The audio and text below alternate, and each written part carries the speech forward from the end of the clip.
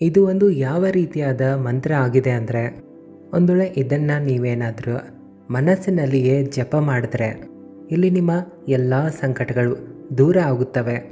ಇಲ್ಲಿ ಸ್ವತಃ ಭಗವಂತನಾದ ಆಂಜನೇಯ ಸ್ವಾಮಿಯೇ ನಿಮ್ಮ ಬಳಿ ಬರುತ್ತಾರೆ. ನಿಮ್ಮ ಸಹಾಯಕ್ಕಾಗಿ ಯಾವತ್ತಿಗೂ ಅವರು ಮುಂದೆ ಇರ್ತಾರೆ. ನಮಸ್ಕಾರ ಸ್ನೇಹಿತರೆ, ಮತ್ತೊಮ್ಮೆ ನಿಮ್ಮೆಲ್ಲರಿಗೂ ಸ್ವಾಗತ.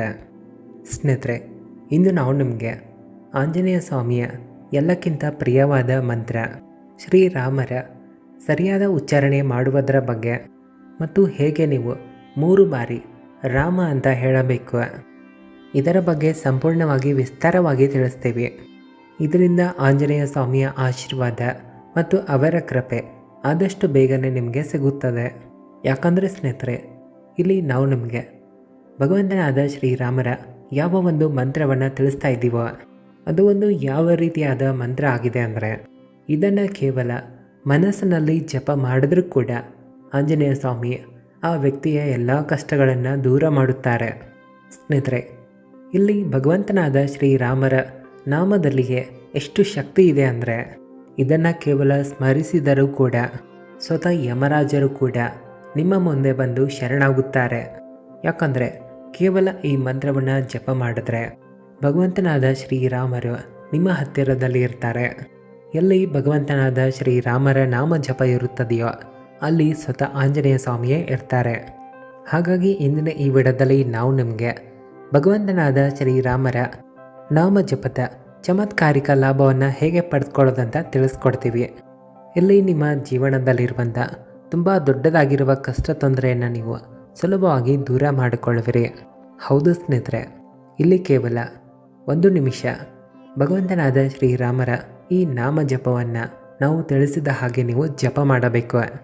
ನಂತರ ನಿಮ್ಮ ಎಲ್ಲ ಕಷ್ಟಗಳು ಅಂದರೆ ಅವು ನಿಮ್ಮ ಧನ ಸಂಪತ್ತಿಗೆ ಸಂಬಂಧಪಟ್ಟಿರಲಿ ಅಥವಾ ಸಾಲಕ್ಕೆ ಸಂಬಂಧಪಟ್ಟಂತೆ ಇರಲಿ ಅಥವಾ ನಿಮ್ಮ ಸಮಸ್ಯೆಗಳು ಬೇರೆ ಯಾವುದೋ ಸಮಸ್ಯೆಗೆ ಸಂಬಂಧಪಟ್ಟಿರಲಿ ತಕ್ಷಣವೇ ದೂರ ಆಗುತ್ತವೆ. ಸ್ನೇಹಿತರೆ, ಈ ಮಂತ್ರದ ಬಗ್ಗೆ ತಿಳಿಸುವ ಮುನ್ನ ಈ ಮಂತ್ರದಿಂದ ಹೇಗೆ ಲಾಭ ಆಗುತ್ತದೆ ಅನ್ನೋದನ್ನು ಕೂಡ ಮೊದಲಿಗೆ ತಿಳಿಸ್ಕೊಡ್ತೀವಿ. ಅದಕ್ಕೂ ಮುನ್ನ ಭಕ್ತಿಯಿಂದ ಕಾಮೆಂಟ್ ಬಾಕ್ಸ್ನಲ್ಲಿ ಜೈ ಶ್ರೀರಾಮ್ ಜೈ ಹನುಮಾನ್ ಅಂತ ಬರೆದು ವಿಡಿಯೋಗಾಗಿ ಒಂದು ಲೈಕನ್ನು ನೀಡಿರಿ. ಸ್ನೇಹಿತರೆ, ಸಾಮಾನ್ಯವಾಗಿ ಭಗವಂತನಾದ ಶ್ರೀರಾಮರ ನಾಮಸ್ಮರಣೆಯ ಮಹಿಮೆಯ ಬಗ್ಗೆ ಎಲ್ಲರಿಗೂ ಗೊತ್ತಿದೆ. ಇಲ್ಲಿ ಶ್ರೀರಾಮರ ನಾಮಸ್ಮರಣೆಯನ್ನು ಮಾಡುತ್ತಾ ಆಂಜನೇಯ ಸ್ವಾಮಿ ಸಾವಿರಾರು ಕಿಲೋಮೀಟರ್ ಉದ್ದ ಇರುವಂಥ ಸಮುದ್ರವನ್ನೇ ದಾಟಿದ್ದರು.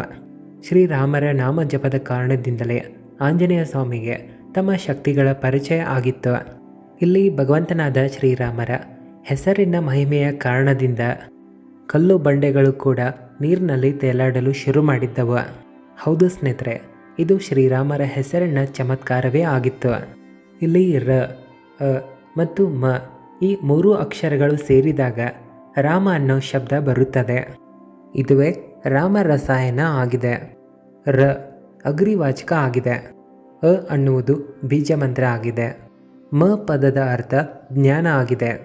ಅಂದರೆ ರಾಮ ಹೆಸರು ಪಾಪವನ್ನು ನಾಶ ಮಾಡುವಂಥದ್ದಾಗಿದೆ, ಜ್ಞಾನದ ಗಂಗೆಯನ್ನು ಹರಿಸುವಂಥದ್ದಾಗಿದೆ, ಜೊತೆಗೆ ಮುಕ್ತಿಯ ಆಧಾರವೂ ಆಗಿದೆ, ನಾರಾಯಣರ ಚರಣಗಳಲ್ಲಿ ತಲುಪುವಂಥ ಮೊದಲ ಹೆಜ್ಜೆ ಆಗಿದೆ.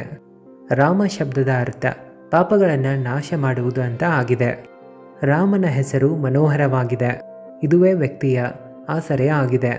ಭಗವಂತನಾದ ವಿಷ್ಣುವಿನ ಎಲ್ಲ ಹೆಸರುಗಳಲ್ಲಿ ಶ್ರೀರಾಮನ ಹೆಸರು ಒಂದು ಎತ್ತರದ ಸ್ಥಾನದಲ್ಲಿದೆ. ಶಾಸ್ತ್ರಗಳಲ್ಲಿ ಶ್ರೀರಾಮರ ಹೆಸರಿನ ಮಹಿಮೆಯನ್ನು ಎಷ್ಟು ದೊಡ್ಡದಾಗಿ ವರ್ಣಿಸಿದ್ದಾರೆಂದರೆ, ಒಂದು ವೇಳೆ ನೀವು ಮಂತ್ರಗಳ ಉಚ್ಚಾರಣೆ ಜಪ ಮಾಡಲು ಇಷ್ಟಪಡ್ತಾ ಇದ್ದರೆ, ಒಂದು ವೇಳೆ ನಿಮಗೆ ಯಾವ ವಿಧಿ ಗೊತ್ತಿಲ್ಲ ಅಂದರೆ ಅಥವಾ ಮಂತ್ರವೇ ಗೊತ್ತಿಲ್ಲ ಅಂದರೆ ಅಂಥ ಸ್ಥಿತಿಯಲ್ಲಿ ಈ ಶ್ರೀರಾಮ ಹೆಸರಿನ ಜಪ ಸರ್ವೋತ್ತಮ ಆಗುತ್ತದೆ. ಇದು ನಿಮಗೆ ಸಿದ್ಧಿಯನ್ನು ಕೊಡುತ್ತದೆ. ಇಲ್ಲಿ ನಿಮಗೆ ಈ ಒಂದು ವಿಷಯ ಚೆನ್ನಾಗಿ ಗೊತ್ತಿರಬಹುದು. ಕೇವಲ ರಾಮನಾಮ ಹೆಸರಿನ ಜಪದಿಂದ ಭಗವಂತನಾದ ಆಂಜನೇಯ ಸ್ವಾಮಿ ಮತ್ತು ವಿಭೀಷಣರು ಅಮರರಾದರು ಮತ್ತು ಅವರ ಕೀರ್ತಿ ಸೂರ್ಯ ಚಂದ್ರರ ರೀತಿ ಎಲ್ಲ ಕಡೆ ಹರಡಿತು. ರಾಮ ಪದವನ್ನು ವಿಂಗಡಿಸಿದಾಗ ರ, ಅ ಮತ್ತು ಮ 3 ಪದಗಳು ಬರುತ್ತವೆ. ಇದರ ಎರಡನೆಯ ಭಾಗ ಅ, ರ ಮತ್ತು ಮ ಬರುತ್ತೆ. ಇದರಿಂದ ಓಂ ಅನ್ನೋ ಶಬ್ದ ಆಗುತ್ತದೆ. ಓಂ ಶಬ್ದದಿಂದ ಅ ಮತ್ತು ಮ ಶಬ್ದ ಬರುತ್ತದೆ. ಇಲ್ಲಿ ಅ, ರ, ಮ ಪದಗಳು ಬರುತ್ತವೆ. ಇಲ್ಲಿ ಕರ್ಮವನ್ನು ಬದಲಾಯಿಸಿದರೆ ರ ಅ ಮತ್ತು ಮ ಶಬ್ದ ಬರುತ್ತದೆ, ಅಂದರೆ ರಾಮ. ಈ ಮಾತಿನ ಅರ್ಥ ರಾಮ ಶಬ್ದದಲ್ಲಿಯೇ ಓಂ ಪದದ ಶಕ್ತಿಯೂ ಇದೆ. ಇದೇ ಒಂದು ಕಾರಣದಿಂದಾಗಿ ವೇದ ಪುರಾಣಗಳಲ್ಲಿ ಅಧಿಕವಾಗಿ ರಾಮ ಅನ್ನೋ ಶಬ್ದದ ಬಳಕೆ ಆಗುತ್ತದೆ. ಸ್ನೇಹಿತರೆ, ಈಗ ಕೇವಲ 1 ನಿಮಿಷದಲ್ಲಿ ಹೇಗೆ ನೀವು ರಾಮ ಅನ್ನೋ ಪದವನ್ನು ಜಪ ಮಾಡ್ಬೋದಂತ ತಿಳಿದುಕೊಳ್ಳೋಣ. ಸ್ನೇಹಿತರೆ, ಇಲ್ಲಂತೂ ಶಾಸ್ತ್ರಗಳ ಅನುಸಾರವಾಗಿ ರಾಮನಾಮ ಹೆಸರನ್ನೇ ನೀವು ಜಪ ಮಾಡಿದ್ರು ನಿಮಗೆ ವಿಶೇಷವಾದ ಫಲದ ಪ್ರಾಪ್ತಿಯೂ ಆಗುತ್ತದೆ. ಒಂದು ವೇಳೆ ರಾಮ ಹೆಸರಿನ ಜೊತೆಗೆ ವಿಶೇಷವಾದ ಮಂತ್ರಗಳ ಯೋಗ ಸೇರಿದರೆ ಇಲ್ಲಿ ಆ ಮಂತ್ರದ ಶಕ್ತಿ ಇನ್ನಷ್ಟು ಅಧಿಕವಾಗಿ ಹೆಚ್ಚಾಗುತ್ತದೆ. ಹಾಗಾಗಿ ಸ್ನೇಹಿತರೆ, ನೀವು ರಾಮನಾಮವನ್ನು 3 ಬಾರಿ ಜಪ ಮಾಡಿ ಈ ಮಂತ್ರವನ್ನು ಹೇಳಬೇಕು ಮತ್ತು ಈ ಮಂತ್ರವನ್ನು 1 ನಿಮಿಷ ಜಪ ಮಾಡಬೇಕು. ಸ್ನೇಹಿತರೆ, ಹೇಗೆ ಇದನ್ನು ಜಪ ಮಾಡುವುದು ಅಂತ ಹೇಳ್ತೀವಿ ಕೇಳಿ. ಸ್ನೇಹಿತರೆ, ಇಲ್ಲಿ ನೀವು ರಾತ್ರಿಯ ವೇಳೆಯನ್ನೇ ಆಯ್ಕೆ ಮಾಡಬೇಕು. ಯಾಕಂದರೆ ಈ ಸಮಯವು ತುಂಬ ಶಾಂತವಾಗಿ ಇರುತ್ತದೆ. ಇಲ್ಲಂತೂ ಮುಂಜಾನೆಯ ಸಮಯವೂ ಕೂಡ ಇದಕ್ಕಾಗಿ ಸರ್ವೋತ್ತಮ ಆಗಿರುತ್ತದೆ. ಒಂದು ವೇಳೆ ನಿಮಗೇನಾದರೂ ಮುಂಜಾನೆಯ ಸಮಯ ಸಿಗಲಿಲ್ಲ ಅಂದರೆ ನೀವು ಸಾಯಂಕಾಲದ ಈ ಒಂದು ಸಮಯವನ್ನು ಆಯ್ಕೆ ಮಾಡಬಹುದು. ಹಾಗೂ ಮಂಗಳವಾರದ ದಿನ ಈ ಮಂತ್ರದ ಜಪಕ್ಕಾಗಿ ಅತ್ಯಂತ ಉತ್ತಮ ಅಂತ ತಿಳಿಯಲಾಗಿದೆ. ಯಾಕಂದರೆ ಮಂಗಳವಾರದ ದಿನ ಆಂಜನೇಯ ಸ್ವಾಮಿಗೆ ಸಮರ್ಪಣೆಯಾಗಿದೆ. ಹಾಗಾಗಿ ಈ ದಿನ ಈ ಮಂತ್ರದ ಜಪದಿಂದ ಅಧಿಕ ಲಾಭಗಳು ಕೂಡ ಸಿಗುತ್ತವೆ. ಇಲ್ಲಿ ಬೇಕಾದರೆ ಸಾಯಂಕಾಲ ಅಥವಾ ರಾತ್ರಿ ಸಮಯವನ್ನು ಆಯ್ಕೆ ಮಾಡಬಹುದು. ರಾತ್ರಿ 11 ಗಂಟೆಯಿಂದ 12 ಗಂಟೆಯ ಮಧ್ಯೆ ಈ ಮಂತ್ರವನ್ನು ಜಪ ಮಾಡಬಹುದು. ಇಲ್ಲಿ ಏಕಾಂತವಾದ ಸ್ಥಳವನ್ನು ನೀವು ಆಯ್ಕೆ ಮಾಡಿಕೊಳ್ಳಿ. ಇಲ್ಲಿ ನಿಮ್ಮ ಮುಂದೆ ಒಂದು ಧೂಪ ಅಥವಾ ಊದಿನ ಕಡ್ಡಿಯನ್ನು ಹಚ್ಚಬೇಕು. ಸರಿಯಾದ ಆಸನದಲ್ಲಿ ಕುಳಿತುಕೊಳ್ಳಬೇಕು. ಇಲ್ಲಿ ನೀವು ಈ ಮಂತ್ರವನ್ನು 3 ಬಾರಿ ಜಪ ಮಾಡಿರಿ. ಶ್ರೀರಾಮ ಜಯ ರಾಮ ಜಯ ಜಯ ರಾಮ. ಸ್ನೇಹಿತರೆ, ಇದು 7 ಶಬ್ದಗಳಿರುವಂಥ ತಾರಕ ಮಂತ್ರ ಆಗಿದೆ. ಸಾಧಾರಣವಾಗಿ ಕಾಣುವಂಥ ಈ ಚಿಕ್ಕ ಮಂತ್ರದಲ್ಲಿ ಅದ್ಭುತವಾದ ಶಕ್ತಿ ಒಳಗೊಂಡಿದೆ. ಈ ಮಂತ್ರದಲ್ಲಿ 3 ಬಾರಿ ಭಗವಂತನಾದ ಶ್ರೀರಾಮರ ಹೆಸರು ಇದೆ. ಸ್ನೇಹಿತರೆ, ಇದನ್ನು ನೀವು 1 ನಿಮಿಷದವರೆಗೆ ಹೇಳಬೇಕು. ಇದರಲ್ಲಿ 3 ಬಾರಿ ಶ್ರೀರಾಮರ ಹೆಸರು ಬರುತ್ತದೆ. ಮತ್ತೊಮ್ಮೆ ಹೇಳ್ತೀವಿ ಕೇಳಿರಿ.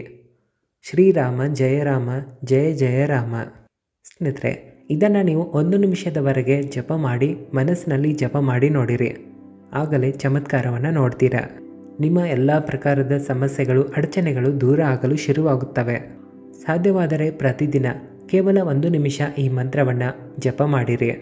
ಇಲ್ಲಿ ಮುಂಜಾನೆ ಮಾಡಿದ್ರೂ ನಡೆಯುತ್ತೆ, ಸಾಯಂಕಾಲ ಮಾಡಿದ್ರೂ ನಡೆಯುತ್ತೆ.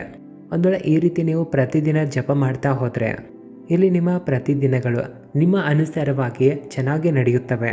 ಅಂದರೆ ಪ್ರತಿದಿನ ಶುಭ ದಿನವಾಗಿ ನಡೆಯುತ್ತದೆ. ಕಾರ್ಯಗಳಲ್ಲಿ ಯಶಸ್ಸು ಸಿಗುತ್ತದೆ. ನಿಮ್ಮ ಜೊತೆ ಒಳ್ಳೆಯ ಘಟನೆಗಳೇ ನಡೆಯುತ್ತವೆ.